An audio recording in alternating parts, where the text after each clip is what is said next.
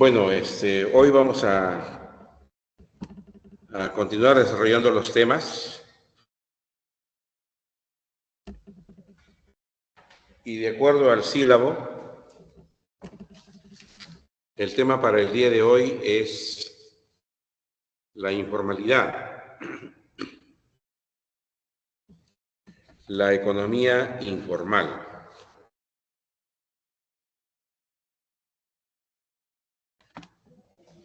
Tengo a la mano el diario Gestión del día martes 10, y el que justo sale a doble página, una mesa redonda que han realizado una institución llamada Diálogos, y entre otras conclusiones, el diario anota lo siguiente, ¿no? Dice, Perú no es viable con 70% de inversión. Se necesita de la gran inversión privada.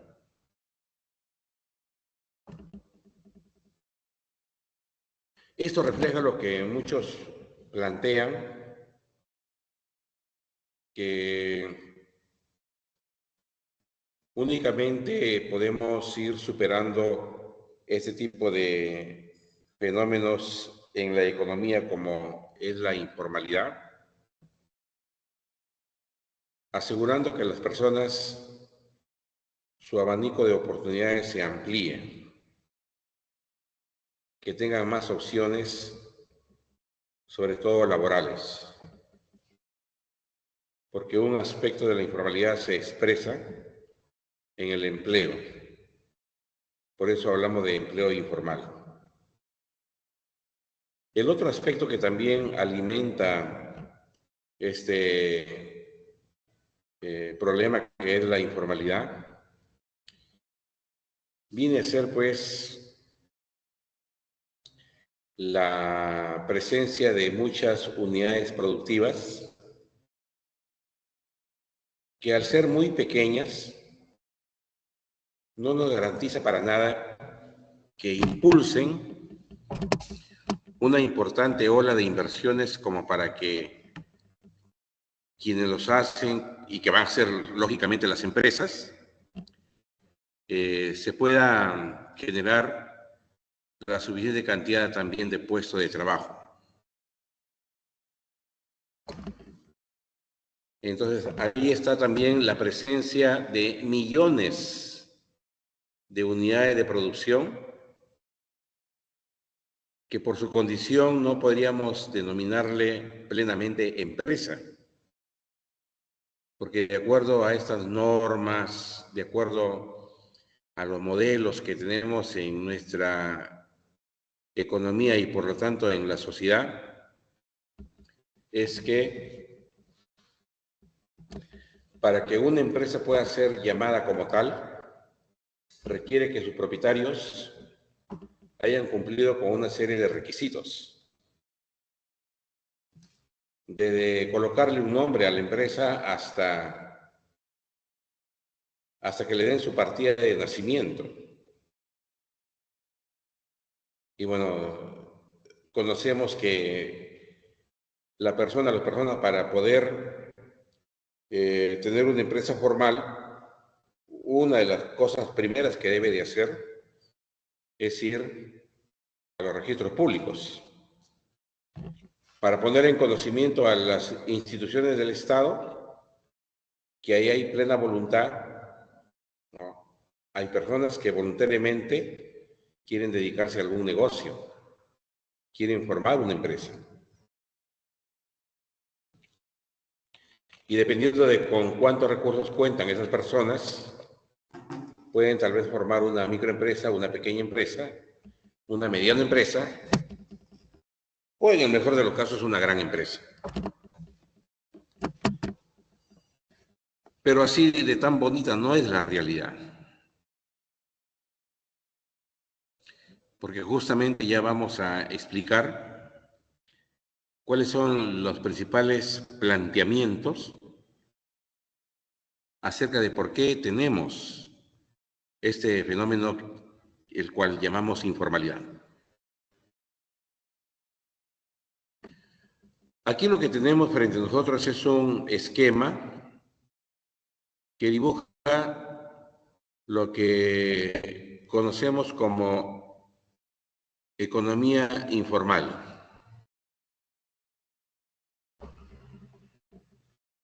Vean que la economía informal se da en dos aspectos. En el sector informal, que son unidades de producción que no tienen para que puedan seguir operando las mínimas licencias que las entidades públicas otorgan.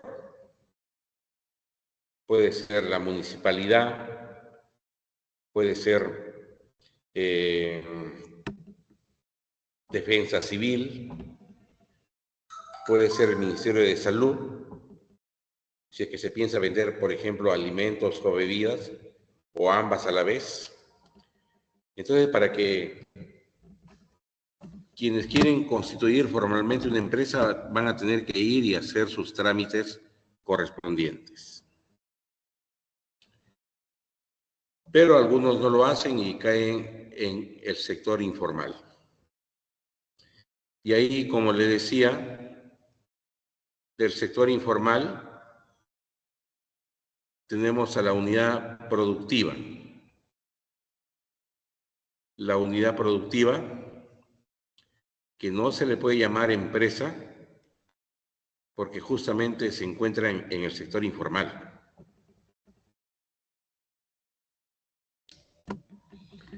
Legalmente ahí no hay empresa. Cuando alguien dirige un negocio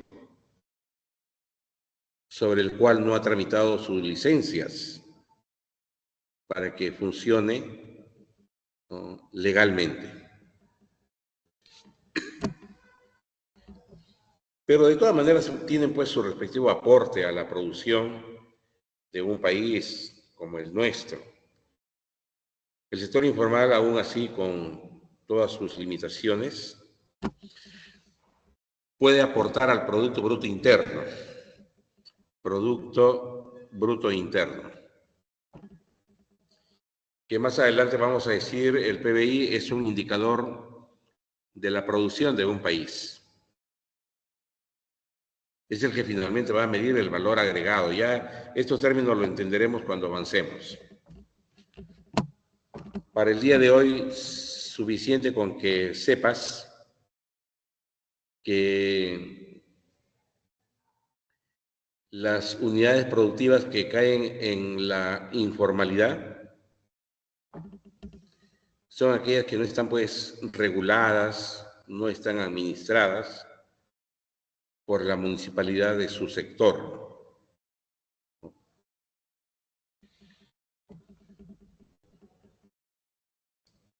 Entonces ahí se cae, ¿no?, en el sector informal.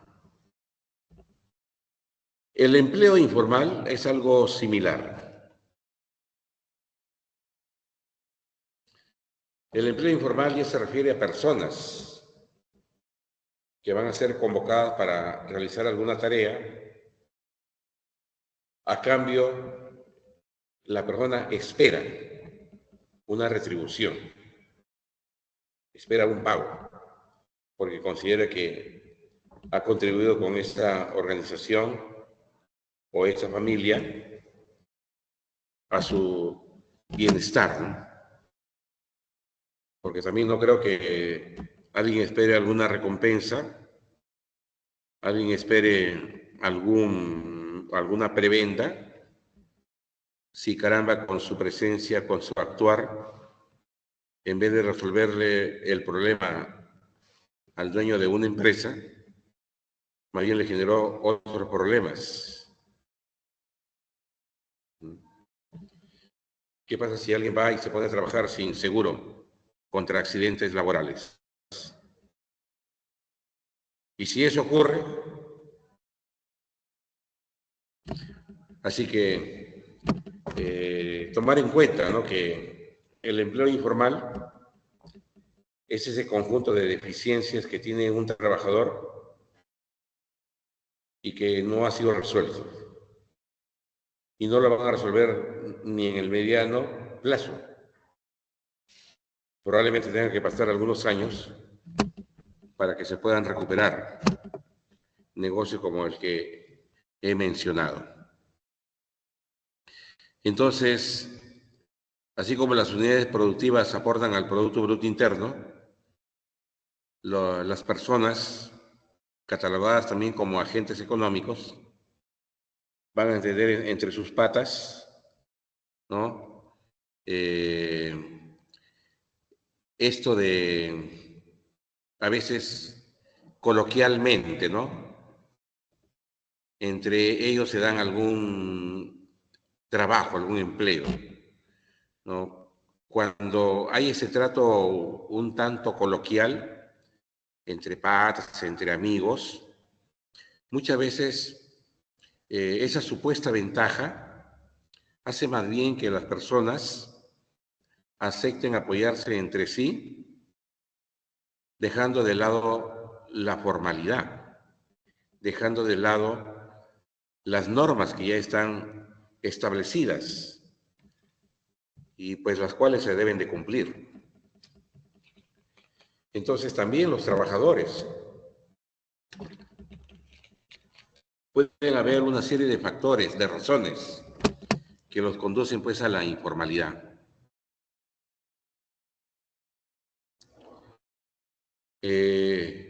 Entonces,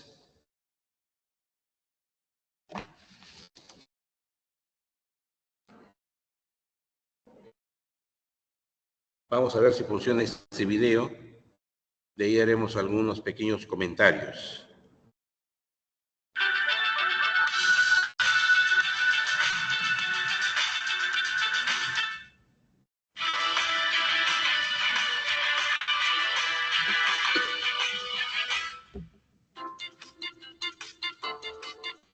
Bienvenidos a Hablemos Más Simple con Afán. Mi nombre es Alberto.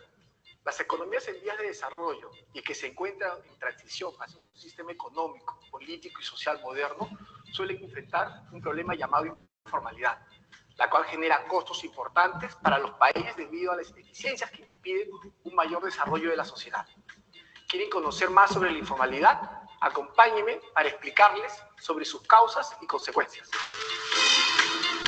En primer lugar, la informalidad puede ser entendida de diferentes maneras. Existen empresas, trabajadores y actividades informales. En cada uno de estos casos, la informalidad surge porque los costos de esta, adscritos dentro del marco legal y normativo, son mayores a los beneficios que se recibirían. En ese sentido, los factores que pueden dificultar la reducción del nivel de informalidad en el país son los complicados procesos administrativos para ser un trabajador o empresa formal, los costos impositivos y por la percepción de que no se reciben los bienes públicos eficientemente. De otro lado, las consecuencias negativas de tener un alto nivel de informalidad son diversas. Por un lado, impide que los trabajadores y empresas reciban protección jurídica por parte del Estado. Suelen tener un nivel de productividad bajo en comparación con los formales y las condiciones en que desarrollan sus actividades frecuentemente son inadecuadas. Por otra parte, la alta informalidad reduce la recaudación del Estado y complica llevar un adecuado control de las actividades productivas. En conclusión, la informalidad baja el nivel de productividad, limita el potencial de crecimiento de las economías y obstaculiza el desarrollo ordenado de la sociedad. ¿Tienen alguna duda? Búscanos en las siguientes redes sociales como Afán y envíanos tu consulta. Comparte este video con tus contactos y así todos estaremos informados. Gracias por seguir informándote con otro video de Hablemos Más Simple con Afán. Hasta la próxima. Bueno,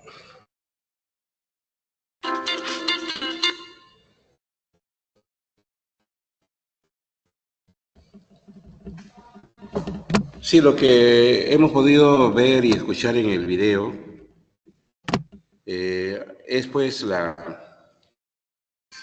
ratificación de algunos conceptos, ¿no? De algunos conceptos que ya el material ahí contiene, ¿no?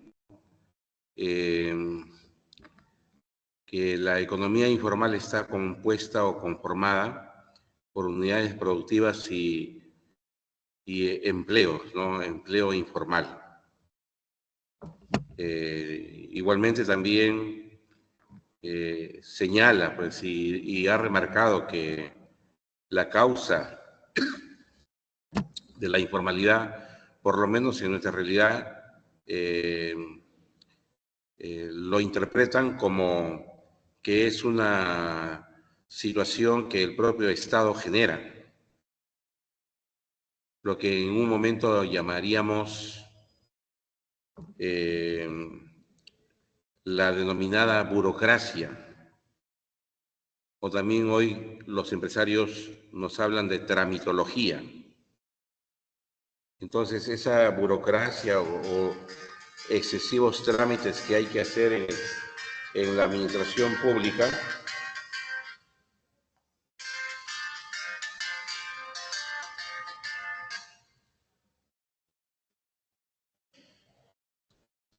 va a ir horadando algunas actividades dentro de nuestra realidad económica y se convierte en este fenómeno, en este proceso al que llamamos informalidad. Antes de pasar a establecer estas escuelas que procuran interpretar de dónde proviene o cuál es la causa de la informalidad en una realidad, en un entorno económico, en un país, en una región, vamos a aclarar aquello que en algunos casos se confunde, o algunos caen en el error de pensar que la informalidad es igual que la ilegalidad.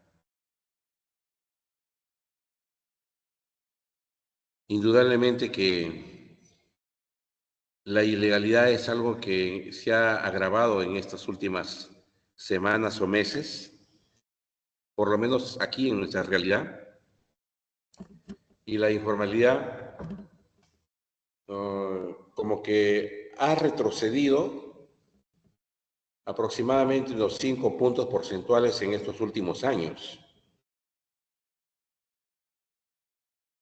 Pero la informalidad que afecta, ¿no?, al empleo, porque la informalidad que afecta a las unidades productivas, las que, como ya hemos hecho la aclaración, no podríamos llamarle empresa a esa unidad de producción, porque no lo es. La empresa existe cuando tiene su minuta. La empresa existe cuando le dan su partida de nacimiento al propietario. Y eso es la minuta. ¿Dónde se tramita una minuta? En registros públicos.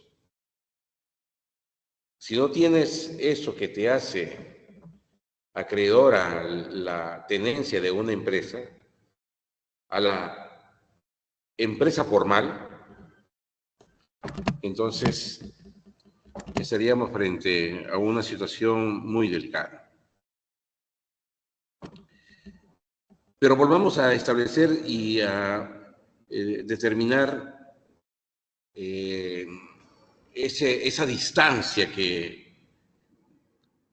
hay entre la informalidad y la ilegalidad, que antes era una mayor brecha, pero lejos de irse diluyendo estos fenómenos como la informalidad y la ilegalidad, muy peligrosamente,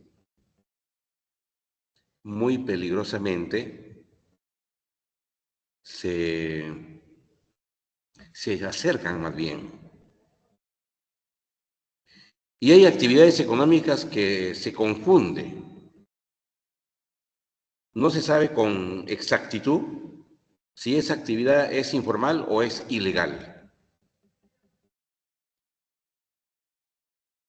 Ahí tenemos el caso de la minería, que hasta hace unas pocas semanas atrás llegaron inclusive aquí a Lima y se establecieron allá en el centro de Lima, en la avenida Bancay, frente al Congreso, grupos de familias, grupos de mineros, algunos se hacían llamar mineros informales, otros se autodenominaban como mineros artesanales, y claro, nadie va a ir a un plantón ahí frente al Congreso en la avenida Bancay, no, gritando, vociferando y diciendo, yo soy minero ilegal, pues, ¿no? Nadie va a hacer eso.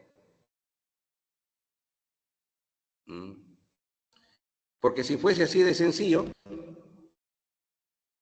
gritar a los cuatro vientos, yo soy un minero ilegal, o yo apoyo la minería ilegal, entonces el actual presidente del Congreso no le hubiera costado nada gritarlo a los cuatro vientos, que él es un defensor de la minería ilegal.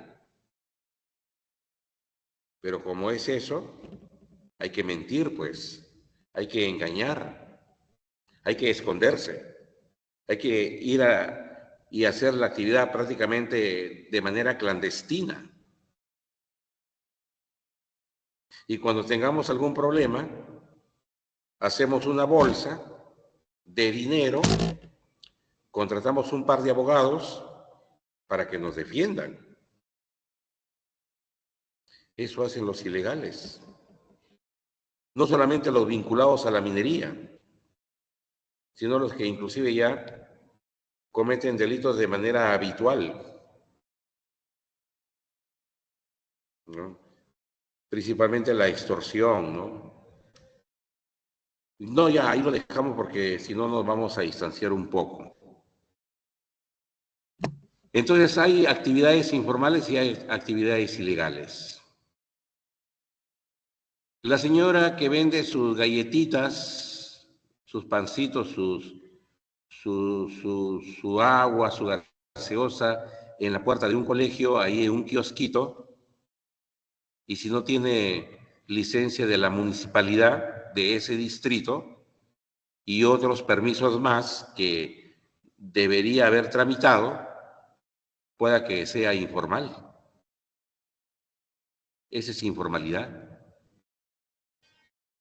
Cuando se intercambia en ese mercado que se va a generar algún bien o algún servicio que no genera un delito penal,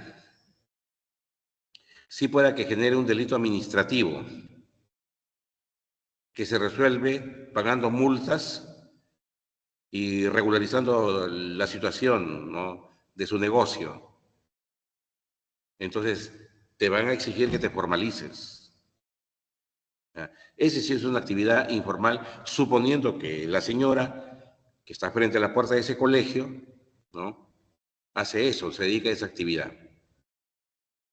Oiga, pero ¿qué tal si hay un sujeto que tras esconder su rostro en una capucha o con una mascarilla, porque a pesar de que ya no hay COVID-19, algunos aún siguen utilizando esas mascarillas, pero supongamos que este sujeto lo hace para tratar de esconder su identidad. Y en la puerta también de ese colegio se pone a vender marihuana, se pone a vender pasta básica de cocaína a los estudiantes que van a salir de esa institución educativa. Eso es ilegal. Eso es ilegal. Entonces, en este ejemplo está la diferencia en cuando se es informal y cuando se es ilegal. La ilegalidad se caracteriza porque ya hay la presunción de un delito o la ejecución de un delito al hacer esa actividad. La ilegalidad es, pues, el tráfico de estupefacientes, el tráfico de drogas, la compra-venta de drogas en ese mercado ilegal. ilegales, tráfico de órganos humanos. Seguramente usted se enteró del caso de la jovencita que fue engañada por ese pseudo policía y con engaños la lleva a su departamento este sujeto y se aprovecha de ella. Y no solamente eso, sino que la descuartiza, ¿no? O sea, un crimen horrendo, macabro. Y ahí hay una sospecha que pueda que se trate de una red de traficante de órganos. Esa es una situación ilegal, totalmente ilegal.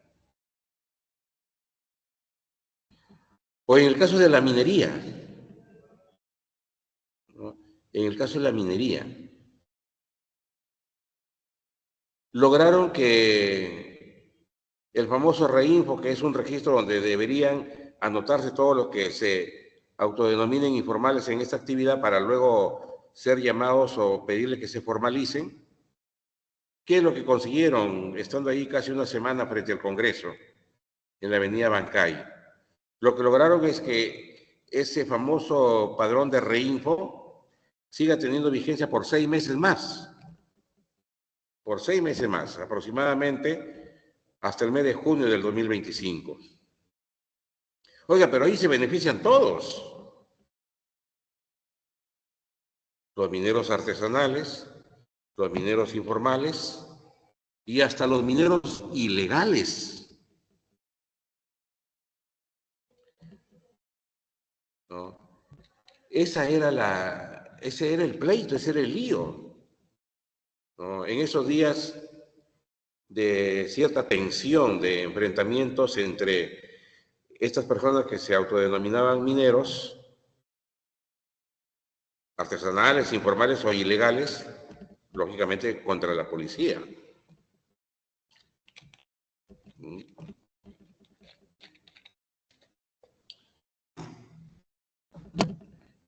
Curiosamente, el ministro de Energía y Minas, que hasta ese momento lo era, el señor Rómulo Mucho, en representación del Poder Ejecutivo, llevó al Congreso para tratar de resolver este problema de la minería, la propuesta de un proyecto de ley para que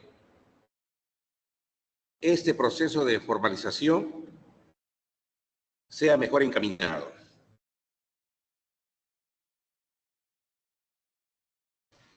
y se intente acabar con la informalidad en la minería y hasta con la ilegalidad. Y digo curiosamente porque, ¿cuál fue la respuesta del Congreso? Censurarlo. Censurarlo. Y cuando un ministro es censurado por el Congreso, lo único que queda es que esa persona vaya ante, en este caso, la presidenta y pida su renuncia, porque ya no tiene otro camino. Ministro censurado debe de renunciar y el presidente o la presidenta convocar a otra persona para que ocupe ese cargo en reemplazo del ministro censurado. Y eso fue lo que ocurrió con el señor Mucho. E insisto, curiosamente, el Congreso hizo eso,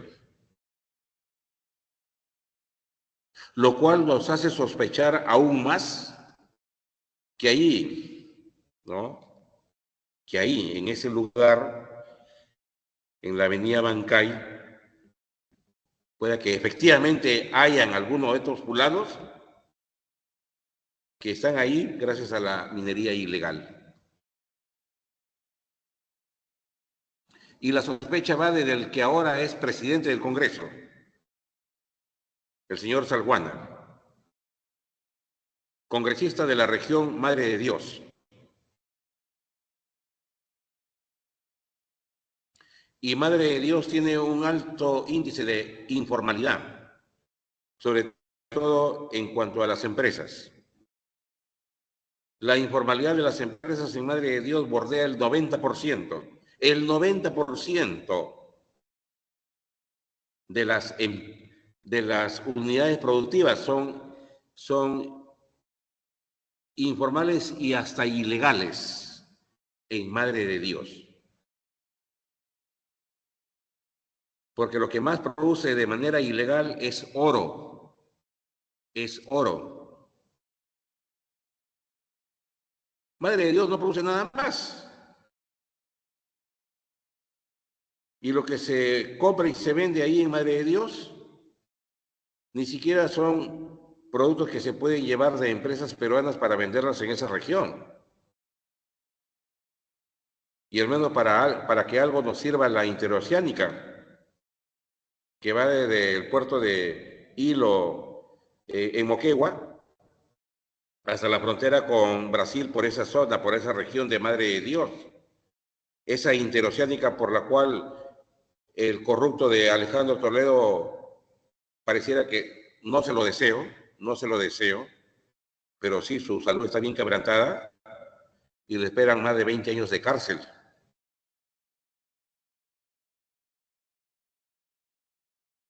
Pero por recibir un monto muy considerable para que se haga esa carretera interoceánica que en realidad hoy no sirve para nada, ni para que las empresas peruanas lleven productos y los puedan vender en Madre de Dios. Madre de Dios, la mayor parte de lo que consume son productos de Brasil.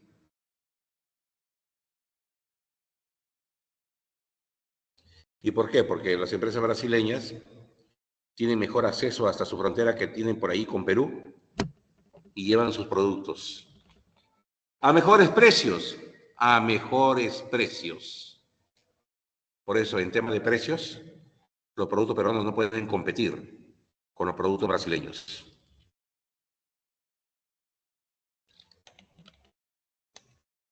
Y todo eso es pues contrabando, todo eso es comercio informal, y por eso les digo, según el informe de INEI, más del 90% de las unidades productivas son informales. Y Madre de Dios, su principal actividad es la minería ilegal, la extracción ilegal de oro. Cada uno de estos se autodenominan caciques del oro. Cada uno de los caciques del oro que se imponen tienen su supremacía a punta de balazos, porque son bandas organizadas de delincuentes que no permiten que otros vayan y también se dediquen a esa actividad ilegal, extraer el oro de los ríos de esa zona. Mensualmente se llevan en ganancias entre 6 a 8 millones de soles. Mensualmente. Por eso es que el señor Salguana tenía buenos honorarios, entre comillas, defendiendo mineros ilegales. Y hay pseudos abogados que ya han visto en estas actividades ilegales un buen negocio. Y van y se ofrecen para defender a los mineros ilegales, para defender a los extorsionadores, para defender a esos que se dedican a los créditos gota a gota, para defender a los sicarios, porque estos supuestos abogados, ¿no?, han visto una manera fácil de tener una buena paga. Y por eso es que tienen buenos, o por lo menos tienen abogados cada vez que están en problemas, esta gente dedicada a la ilegalidad.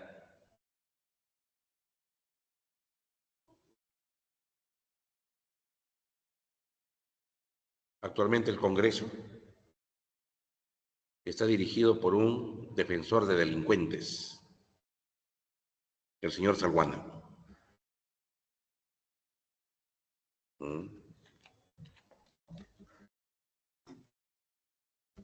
Si así estamos en el país, tal vez terminemos como aquellos otros países donde las propias autoridades, ¿no? El gran problema que ahorita, por ejemplo, tiene Siria. Ahí hay un desmadre, porque los rebeldes en Siria se han ido contra el régimen del que hasta hace poco era presidente en ese país, ¿no? ¿Y por qué? Porque se ha descubierto un aberrante tráfico de drogas, donde está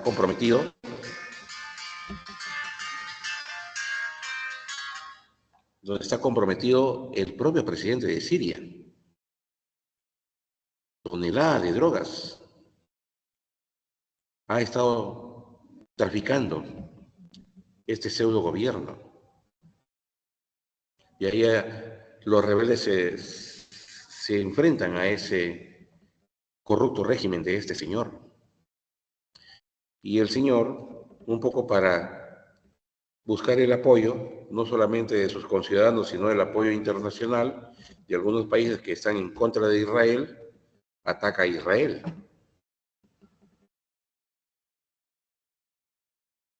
Para ver si de esa manera se gana la simpatía, ¿no?, de los que están en contra de los judíos, que es Israel, ¿no? A ver si así se gana la simpatía de los palestinos. Porque es una zona muy confusa, muy convulsionada, donde hasta actividades ilegales como el tráfico de drogas está presente, el tráfico de armas, el tráfico de armas.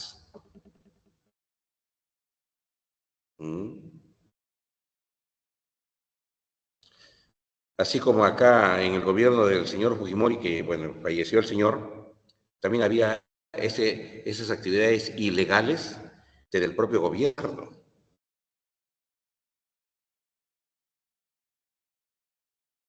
Montesinos y Fujimori le vendían armas a las Fuerzas Armadas Revolucionarias de Colombia, a las FARC. Decían, vamos a renovar el material bélico de las Fuerzas Armadas. Y se compraban nuevos fusiles, nuevas ametralladoras, armas, lo propio para una Fuerza Armada. ¿Y qué hacían con lo que tenían que separar? Porque ya, según este señor y su asesor, ¿no?, en complicidad con algunos generales del ejército, clandestinamente sacaban las armas supuestamente viejas y pasaban con la frontera con Colombia en los años 90, ¿no? Ese descarado tráfico de armas también hubo aquí en el país, desde quienes en ese momento eran gobierno. Por eso ese señor ha sido uno de los más corruptos del país, uno de los más corruptos.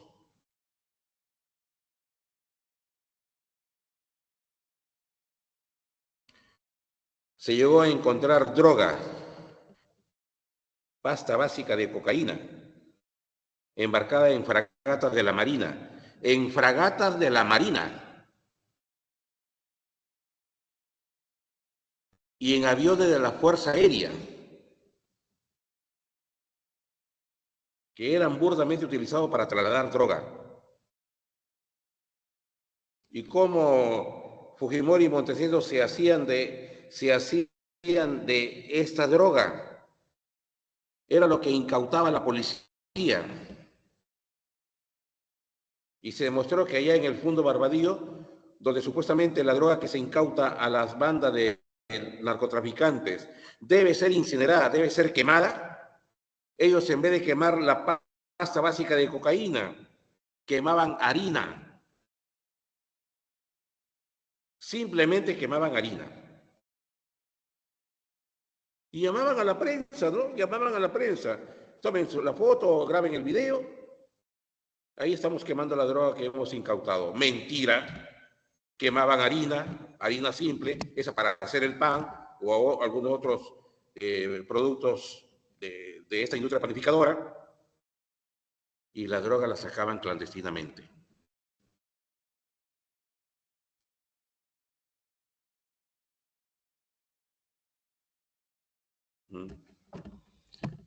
Así que no vengan a decir pues, que ha sido el mejor gobierno de la historia, porque pesan más sus actos delincuenciales de lo que supuestamente hizo. Eso de que logró detener la inflación, de que recuperamos la estabilidad económica, eso, quien es economista sabe que esas son tendencias. Y coincidió que cuando el señor llegó a gobernar el país, estábamos dentro del ciclo económico de ondas largas, estábamos entrando en la fase de recuperación y crecimiento. Tuvo suerte el señor en llegar a gobernar el país cuando las economías, no solamente Perú, empezaban a recuperarse.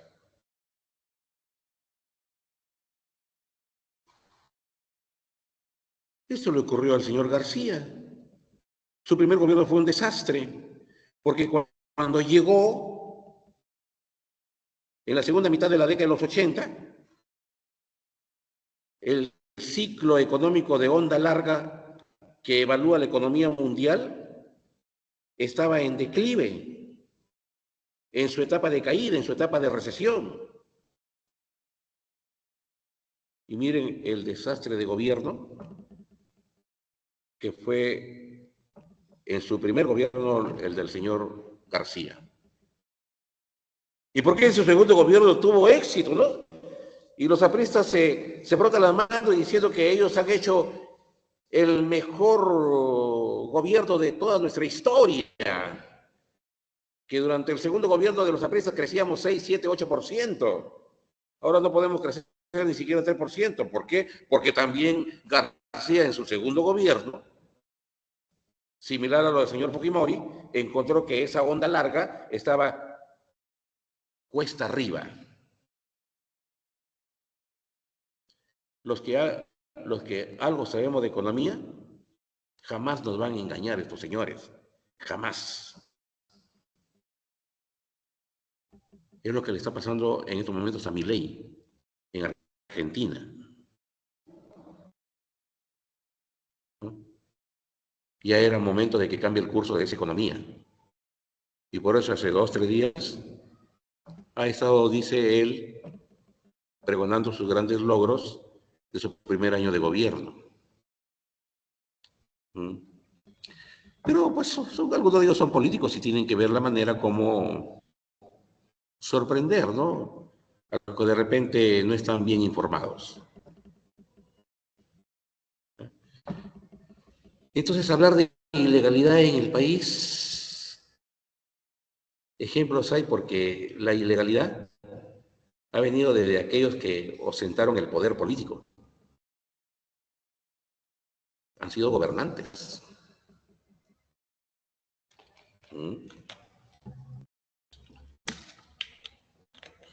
Y si la autoridad es ilegal, ¿qué va a luchar contra la informalidad del país? Por eso nos hemos estancado. Seguimos por encima del 70% de informalidad en el Perú. Perú es uno de los países más informales de la región y del mundo. Sí, aquí estamos ya mostrando a un economista de origen arequipeño. Seguramente algunos de ustedes también ya lo han identificado. El señor Hernando de Soto. Probablemente se presente como uno de los candidatos a la presidencia para el 2020, las elecciones del 2026, aquí en nuestro país. Y esas elecciones van a ser un zafarrancho.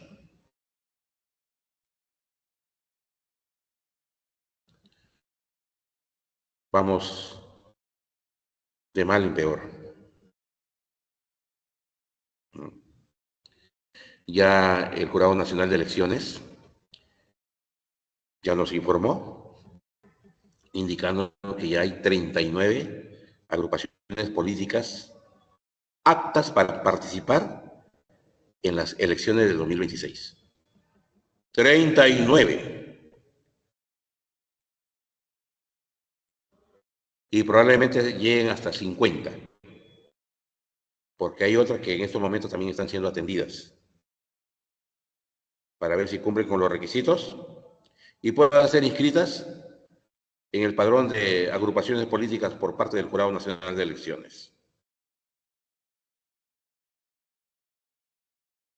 Miren, en otras palabras, vamos a tener cerca de 50 agrupaciones políticas,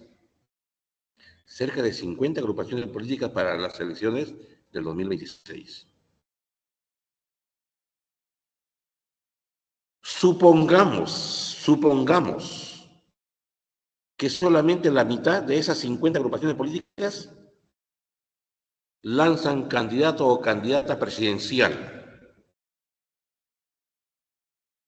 Vamos a tener por lo menos 25 candidatos a la presidencia. Una cosa insólita, nunca visto en ningún país del mundo. Por eso le digo, ese proceso va a ser un zafarrancho. Y en vez de mejorar, vamos a empeorar.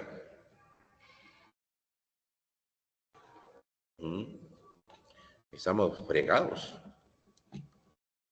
No hemos aprendido ni siquiera a organizarnos políticamente. No tenemos una buena organización política, como sociedad, como país.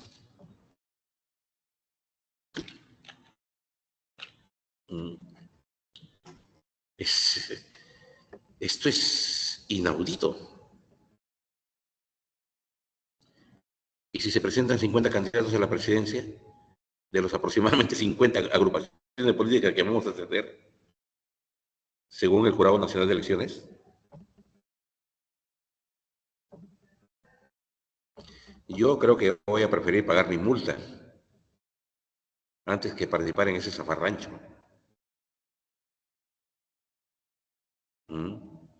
También, seguramente de la sociedad civil que somos nosotros, ciudadanos y ciudadanas, de algunos colectivos, yo estoy seguro que de aquí al 2026 van también a dar algunas opiniones, van a dar algunas respuestas ante este tremendo desorden que nos espera y que no sabemos cómo pueda terminar.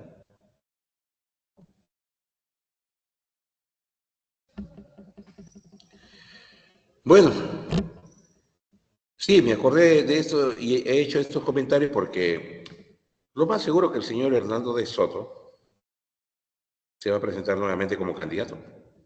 Ya lo ha sido, ¿no? Candidato a la presidencia. Logró su agrupación política solamente colocar a algunos, creo que 10, 12 congresistas ahí en el Parlamento, ¿no? Poder legislativo. Entonces, yo aquí voy a comentar voy a comentar no solamente el planteamiento de Hernando de Soto respecto a la informalidad, sino también otros planteamientos, hasta 4, que los considero lo de mayor relevancia, para tratar de identificar qué es lo que dice la literatura económica, qué es lo que dice la ciencia económica, qué es lo que dice la teoría económica respecto a este fenómeno llamado informalidad. No interesa el orden, pero voy a empezar por lo que plantea la escuela dualista de 2. La escuela dualista. Bueno, estas escuelas o corrientes de pensamiento económico sobre la informalidad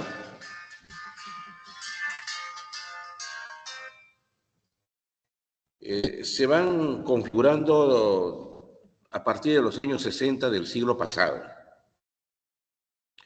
porque era el momento en que ya este fenómeno se iba haciendo más notorio en los países, sobre todo en países con las características nuestras, que en ese momento nos llamaban países subdesarrollados, y a otro grupo de países pues se les llamaba desarrollados.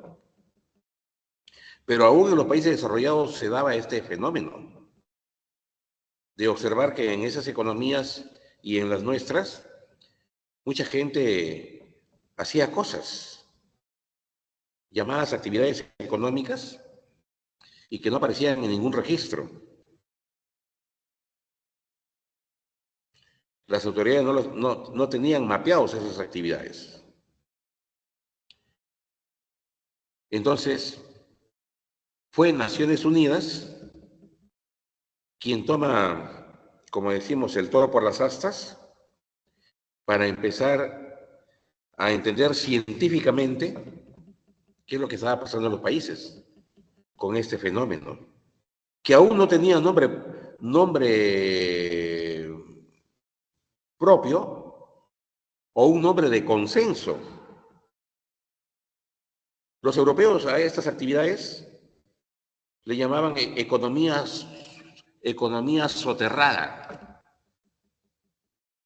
Economía soterrada. En Estados Unidos le llamaban economía subterránea. Economía subterránea. Nosotros en nuestros países, Argentina, Brasil, Perú, en los años 60, se le llamaba economía marginal. Marginal. Entonces, Naciones Unidas convocó a todo un grupo de profesionales de diferentes especialidades para formar una misión multidisciplinaria, donde no solamente participaron economistas, también habían abogados, sociólogos, antropólogos, psicólogos, ingenieros. Esta misión de profesionales convocados por Naciones Unidas se le dio la misión de ir al África para estudiar este fenómeno, para ver cómo se iba dando este proceso. Después de un tiempo, la misión retornó a Estados Unidos para presentar su informe en una asamblea de Naciones Unidas. Y ellos, por primera vez, utilizaron el término informalidad. Ahí nace el término informalidad. Y Naciones Unidas luego lo va a dar como directiva y decir que todos los países que somos miembros de ese organismo multinacional, le denominásemos informalidad a ese proceso que se iba dando en nuestros países. Y ahí surge el término informalidad. Pues, volviendo a los planteamientos de algunas escuelas de pensamiento económico. Una de ellas dice, la llamada escuela dualista, de dos, que la informalidad se origina porque en los países, sobre todo en los nuestros, las poblaciones crecen. Las poblaciones crecen. Planteamiento que viene de los años 70. En los 80 se va reforzando, se van mejorando estos planteamientos hasta hoy en día. Pero las realidades cambian, ¿no? ¿Cómo es, no? Las realidades cambian. Porque esta semana, casi empezando la semana, INEI, por lo menos aquí en el Perú, por lo menos en el Perú, nos informa que el número de nacimientos ha disminuido en 20.4% aquí en el Perú. Entonces, están naciendo menos peruanitos y peruanitas, que podría ir en sentido contrario a lo que plantean los dualistas. Dicen, una de las causas de la informalidad es el crecimiento poblacional. Y la segunda razón, por eso se llaman dualistas, es que esa población numerosa de por sí no recibe una buena educación. La educación que reciben en sus países es deficiente. Porque no importaría si es que crecemos poblacionalmente, pero a su vez esa mayor población recibe una buena educación, de calidad. No vamos a tener lo que pues hay en nuestra realidad, por ejemplo. Somos ya 34 millones de peruanos y peruanas en estos momentos según INEI. De los 34 millones, aproximadamente 19 millones somos población en edad de trabajar, que conformamos la fuerza laboral en nuestra economía.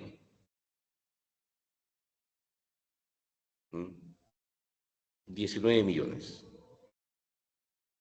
Pero de esos 19 millones, cerca de solamente 4 millones, aquí en Perú solamente 4 millones, han recibido una educación de regular a más, porque hemos llegado a la universidad. O al menos otros lo hicieron en un instituto, su educación superior. Y somos nosotros los profesionales los únicos que podemos ofertar un trabajo calificado en nuestra economía y podemos generar más valor económicamente. Y pues es muy escaso ese segmento de la población en nuestro país. Apenas 4 millones. No es una cifra que nos debería alegrar. Más bien todo lo contrario. Debería entristecernos. ¿Por qué pocos tenemos la oportunidad de llegar a tener educación superior? Esa es la escuela dualista que dice que la mayoría recibe una educación precaria.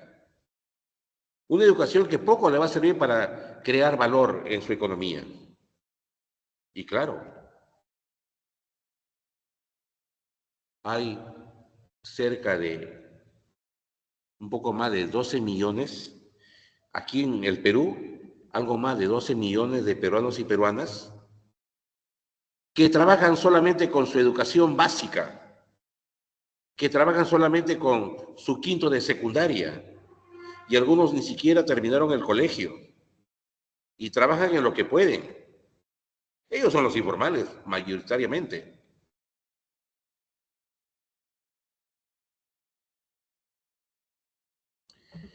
Y hay alrededor de 2 millones que no trabajan ni estudian. Son los que un poco despectivamente les denominan los ninis. Ni estudian ni trabajan.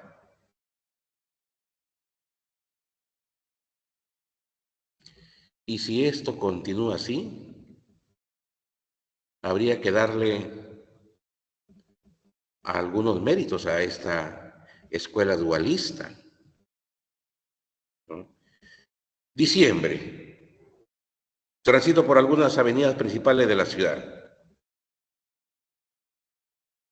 Y casi todos los días de la semana veo jovencitos de ambos sexos celebrando su fiesta de promoción, porque este año 2024 terminan el colegio. ¿Sabes cuántos van a terminar el colegio a nivel nacional? Cerca de 250,000, escúchalo bien, cerca de 250,000 jovencitos y jovencitas terminan su quinto de secundaria. Los 250,000 van a llegar a la universidad o al menos a un instituto. Ahí están las estadísticas. Solamente 100,000. De esos 250,000, solamente 100,000 accederán a la educación superior. Nuestra Universidad San Marcos, cada año, de esos 100,000, le da oportunidad para que vayan a sus aulas a más o menos 10,000 en sus 2 exámenes de admisión. Más o menos 10,000 alumnos ingresan año a año a San Marcos. Los otros 90,000 se los reparten el resto de universidades públicas y privadas y algunos institutos. Y la gran pregunta, no terminaron 100,000, terminaron el colegio 250,000. Los otros 150,000,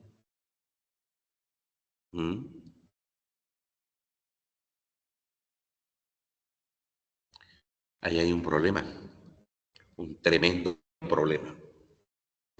Entonces, más o menos eso es lo que plantean los dualistas. Después tenemos a los estructuralistas.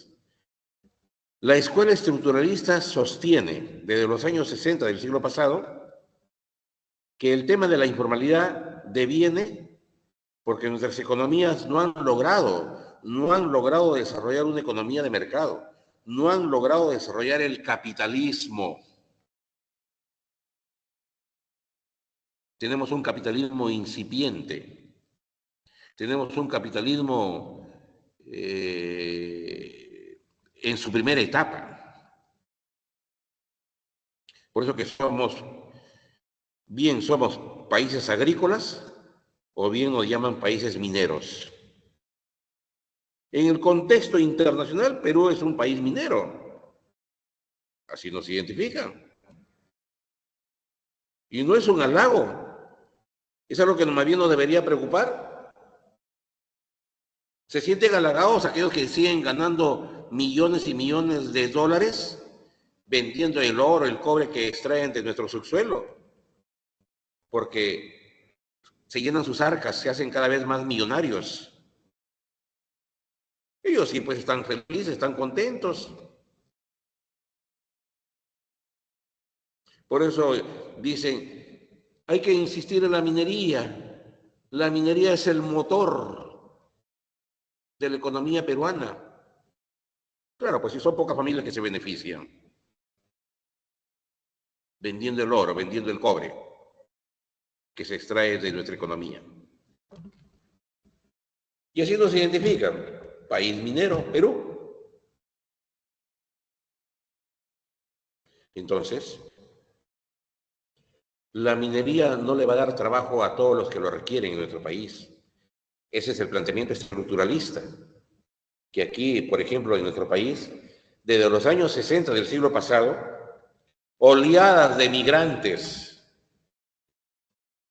Muchos de ustedes son nietos, son nietas, o hijos, hijas. O de repente estoy hablando con algún bisnieto de un migrante de los años 60 del siglo pasado,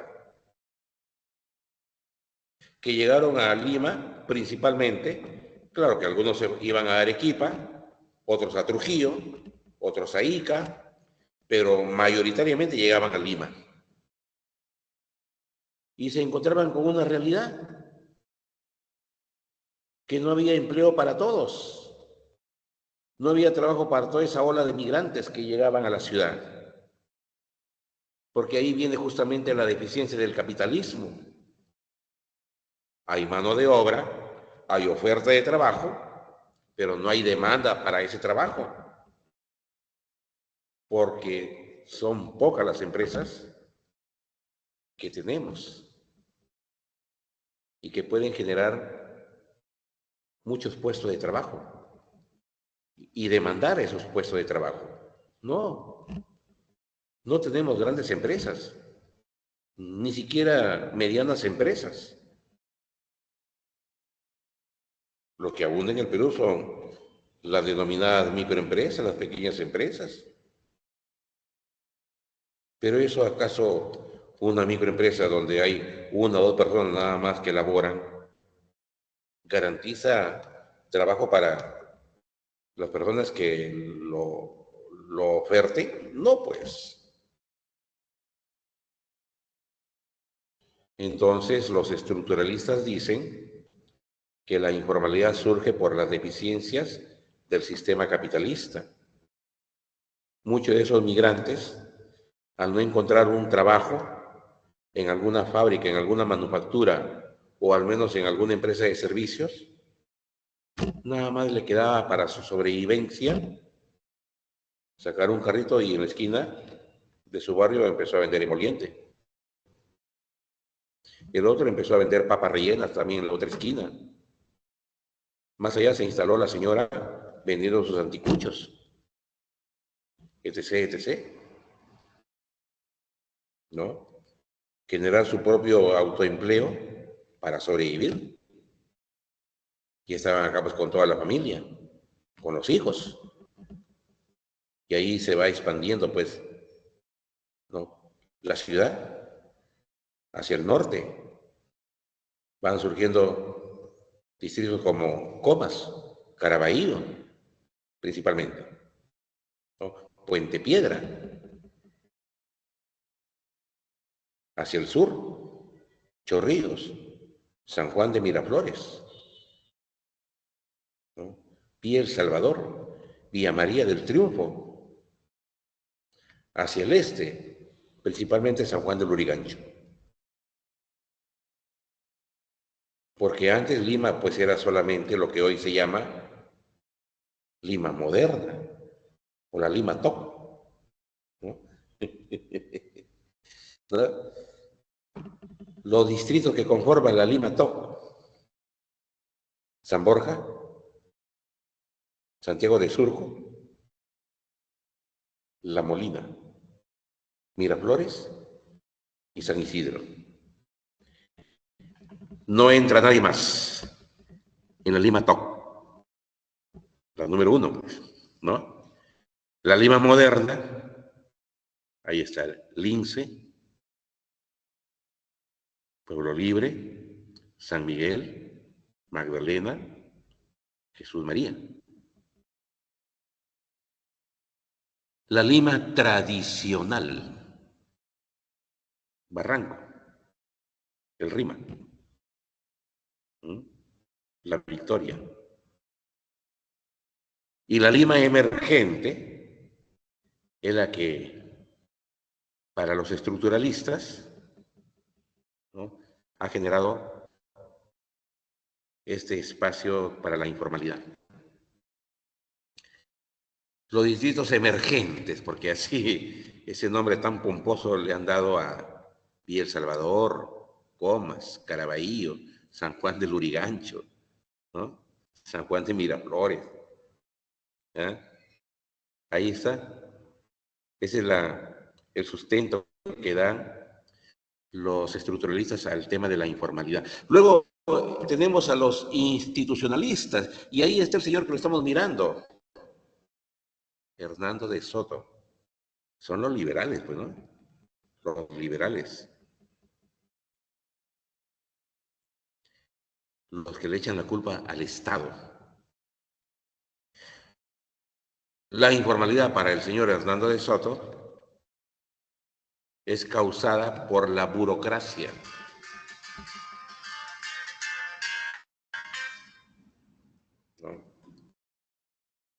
por la excesiva tramitología que hay que hacer en la administración pública, que en vez de animar, desanima a las personas que puedan estar pensando en formalizar su negocio. Ese es el planteamiento de los institucionalistas. Que la informalidad es generada por las instituciones del propio Estado. Solución. Hay que reducir trámites, ¿no? Y esto el señor Hernando de Soto lo viene diciendo, inclusive lo han llevado como asesor a otros países. Pero que se sepa, en ninguno logró resolver el problema de la informalidad, menos en el Perú. Porque si sus planteamientos hubieran tenido éxito, de los años 90 en que el señor Fujimori lo convoca para que sea uno de sus asesores en temas económicos, y efectivamente el señor empezó a aplicar reformas, como por ejemplo la simplificación administrativa, que no tuvo más allá alcance que por ahí no reducir un par de trámites, pero que no acabó con la informalidad.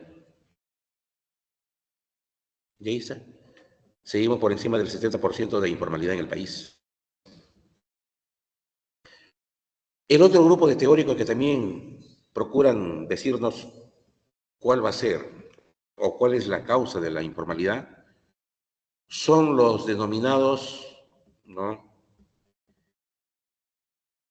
voluntaristas, la escuela voluntarista, conformada principalmente por sociólogos, psicólogos norteamericanos.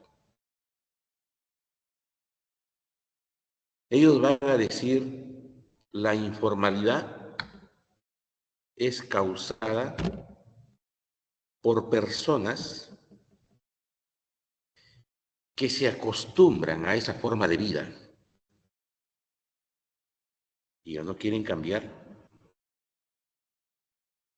quieren seguir en ese espacio que hace que su actividad sea informal. Y por más bomba lacrimógena que le caiga, por más varazos que le caiga de la policía, del serenazgo, por más agua que le echen, un momento se ausentará, pero luego retorna y se ubica en su mismo lugar. Eso es lo que ocurre en el centro de Lima, en toda esa zona de Mesa Redonda.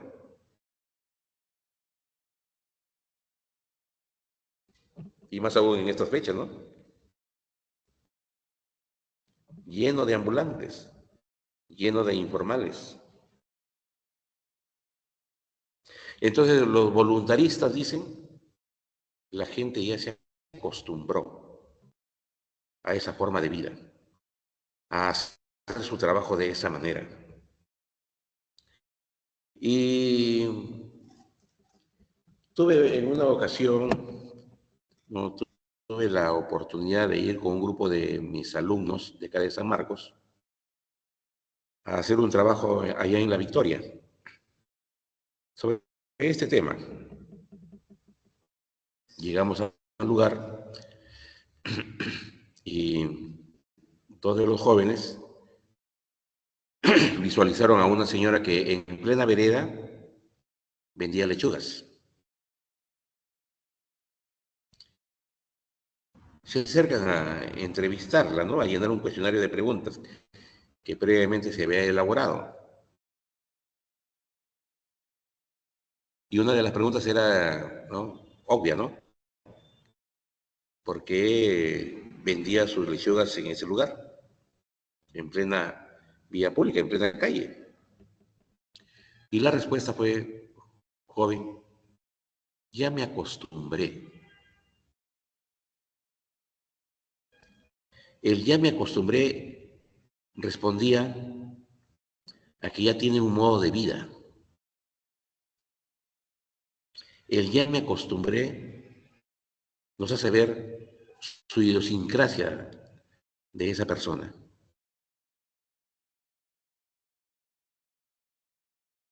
Y se acostumbró porque le va bien.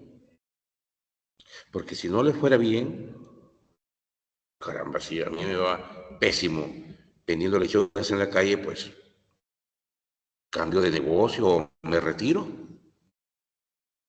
Pero esa frase, ya me acostumbré a vender mis lechugas aquí, ¿no? Para corroborarlo, el cuestionario estaba diseñado para ese fin. Y otra pregunta era sobre la familia, ¿no? ¿Tiene hijos y hijas? La señora tenía 4 hijos. Los mayores estudiando en universidades privadas. Universidades privadas. Y no voy a decir los nombres de estas universidades. Si no, usted se va a sorprender. Y los otros dos que eran más menores. No, por favor, cuéntenos. En colegios particulares. Los otros dos jovencitos, los adolescentes, colegios particulares. ¿Qué nos hacía ver la señora? Que ella no tenía por qué estar ahí vendiendo lechugas en la calle. Tenía los recursos suficientes para por lo menos alquilar un local y hasta para comprarse un local.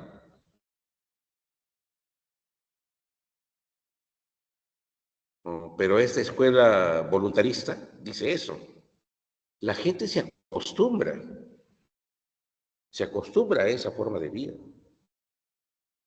¿Acaso no acaba de fracasar el plan que el señor López Aliaga, actual alcalde de Lima, quiso hacer con todos los ambulantes de mesa redonda? Fracasó su plan. Los quiso llevar allá en Barrios Altos, a esa zona que, caramba, desde mucho tiempo atrás se le conocía como la Huerta Perdida.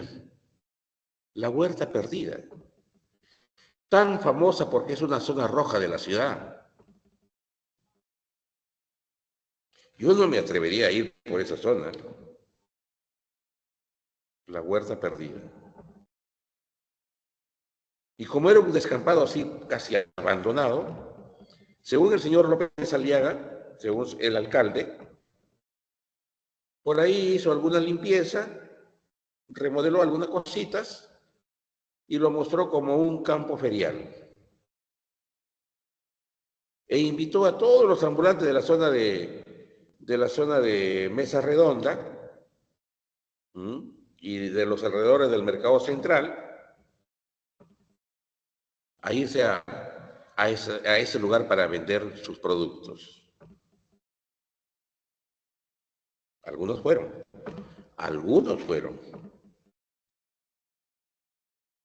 Al poco tiempo regresaron al mismo lugar que tenían anteriormente. ¿Y saben por qué? Porque ¿quién va a ir allá a ese lugar? Y según él, su estrategia fue de cambiarle de nombre. Ya no se llamaba Huerta Perdida. El muy genial de nuestro alcalde le llamó Huerta Encontrada. Y así él la bautizó. Huerta Encontrada. Ya la huerta no estaba perdida. Él ya la había encontrado. Los pocos comerciantes informales que fueron para ese lugar, al poco tiempo regresaron y siguen vendiendo en el mismo lugar, en la misma esquina, en la misma vereda, en la misma calle. Gente que se acostumbró. Ya no quiere cambiar su modo de vida. Y por más, repito, por más bomba lacrimógena que le metan la policía, o los balazos que pueden venir de los serenazgos, le dolerá un momento, Llorarán un rato con las bombas lacrimógenas, pero volverán al mismo lugar. Se acostumbraron. Escuela voluntarista.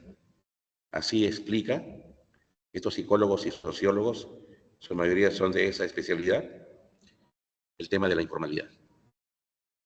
Gente que se acostumbra a ese modo de vida. Razones tendrán, pues, ¿no? Razones tendrán. ¿No? A ver, ¿alguna pregunta de repente? ¿Alguna pregunta? Si no, ya pasamos al propio esquema.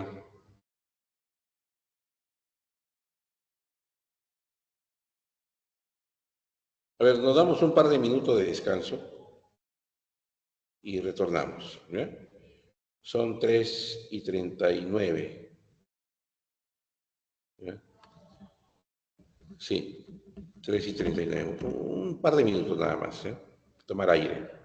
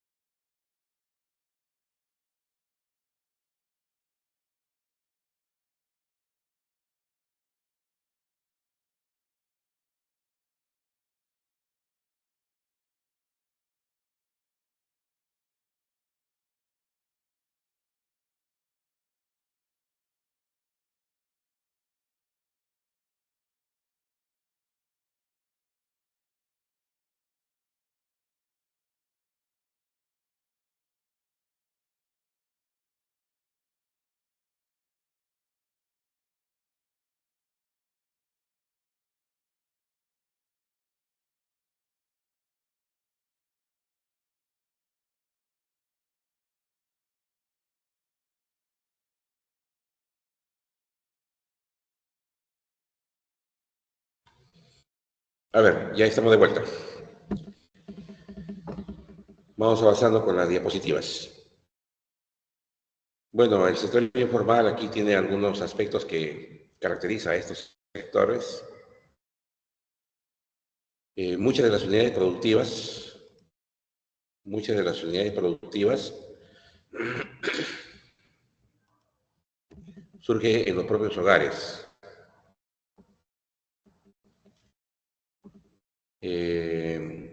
Familias que abren o aperturan un pequeño negocio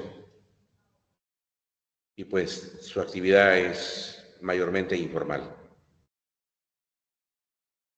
Dinámicas y cambiantes porque si no te fue bien vendiendo pollo, pues ahora vas a vender papa. No te fue bien vendiendo papa, en 2 meses cambia de rubro y te pones a vender fruta, ¿no? Entonces, estas actividades informales tienen esa característica. Pueden cambiar con facilidad las personas de rubro.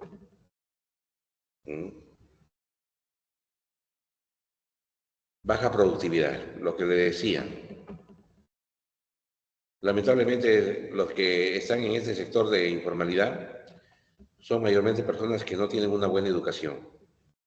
Y no tener una buena educación, sobre todo superior, hace que lo que hagan las personas en esas condiciones de una educación muy precaria, hace de que no sean altamente productivas. Sin acceso al crédito. Por eso es que muchos se arriesgan. Muchos se arriesgan y pueden caer en manos de delincuentes. Esos préstamos, esos créditos gota a gota, son eso. gente que no califica para ir a una entidad financiera legalmente constituida para que le den ese crédito. No califican, porque son informales. Pero luego el que se puede convertir en su extorsionador, que es el que va y le ofrece el crédito gota a gota, ahí sí, le dan los 500 soles, le dan los 1000 soles que pide la señora, el señor, para comprar algo de pollo y empezar a vender pollo o querer comprar un poco más de pollo y seguir vendiendo pollo. El problema se va a dar cuando no puedan ir devolviendo los altos intereses que estos delincuentes bajo la modalidad del gota a gota cobran. Entonces, es una dificultad para los que no tienen acceso al crédito conseguir ese dinero con el cual podrían seguir trabajando. No hay separación del patrimonio personal y del negocio. Cuando veíamos, recuerden que cuando veíamos el tema de las empresas, si fuesen unidades legales, formales, sí puede haber una cuestión ya legal. La persona puede ir frente a un notario y decir, o en el mismo registro público decir, yo quiero una minuta de mi empresa que voy a constituir donde se diga claramente que voy a separar mis patrimonios. Si eres informal no puedes hacer eso. No se puede. Organización básica y elemental. Pues básico, es algo básico, ¿no? No se requiere pues de una organización compleja, ¿no? Cuando la persona quiere, por ejemplo, vender salchipapas, ¿no? Para dedicarse a ese pequeño negocio no hay que pues estar pensando en estrategias, ¿no? De cómo voy a llevar adelante mi organización, qué estrategias aplico, que no hay tanto pensar en eso. Es una organización básica, elemental, la informalidad.